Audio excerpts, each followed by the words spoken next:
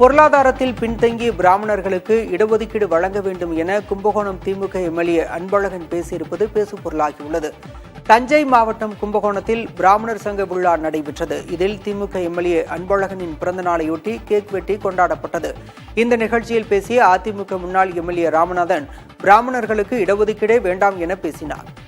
எங்களுக்கு எந்த இடஒதுக்கீடும் பர்சன்டேஜும் கொடுக்காதீங்க. நீங்க தயவு பண்ணி நோட் பண்ணி பார்க்கணும். இதை நான் சொல்லுவதற்கு காரணம், நீ இது மாதிரி 1% 1% கொடுத்து என்னுடைய குழந்தைகள் என்னுடைய பிராமணர்களை நீ சோம்பேறியாக ஆக்க வேண்டாம். அவனை நீ கொடுக்காமல் இருந்தால் படித்து நீட்டு தேர்வோ எந்த தேர்வோ எல்லாத்திலையும் மேல வருவான், இல்லைன்னா வரமாட்டான். இதைத் தொடர்ந்து பேசிய திமுக எம்எல்ஏ அன்பழகன் அனைத்து சமுதாயத்தினரும் இடஒதுக்கீடு வேண்டும் என கேட்டு வரும் நிலையில் அதிமுக முன்னாள் எம்எல்ஏ ராமநாதன் பிராமணர்களுக்கு இடஒதுக்கீடு வேண்டாம் என கூறுவதாக தெரிவித்தார்.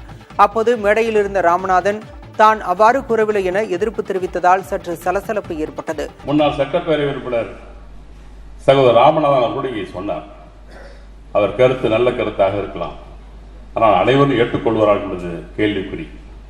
ஏனென்று சொன்னால் எல்லா சமூகமும் இன்றைக்கு இடஒதுக்கீடு வேண்டும் என்று கேட்கிறார்கள். உங்களுடைய கோரிக்கையும் அதுதான், இடஒதுக்கீடு வேண்டும் என்று கேட்கிறீர்கள். ஆனால் அவர் சொல்கிறார் இடஒதுக்கீடு வழங்கிவிடக் கூடாது என்று சொல்கிறார். இது எந்த விதத்தில் நியாயம் என்று எனக்கு தெரியவில்லை.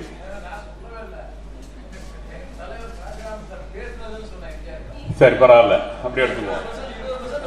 அப்படி எடுத்துக்குவோம் தம்பி, அப்படி எடுத்துக்குவோம். நான் கேட்கறது என்னன்னா, இன்றைக்கு இந்த சமூகத்திற்கு அனைவரும் வசதியானவர்களா, அனைவரும் தொழிலதிபர்களா, அனைவரும் பணக்காரர்களா, அனைவரும் மிட்டாமிராசுகளா, ஏழை எளிய பிராமணர்கள் இல்லையா? ஏழை எளிய பிராமணர்களுக்கு இடஒதுக்கீடு தேவையில்லையா?